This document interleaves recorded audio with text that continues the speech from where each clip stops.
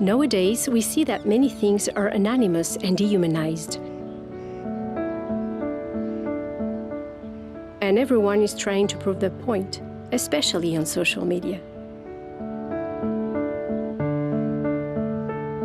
The value of a dialogue is speaking face-to-face with people whom we would normally not meet and have a real human interaction.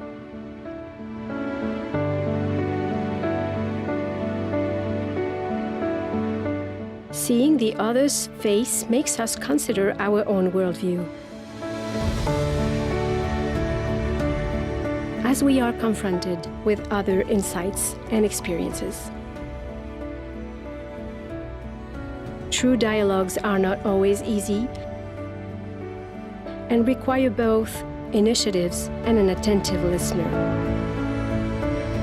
But they make us more open and empathetic.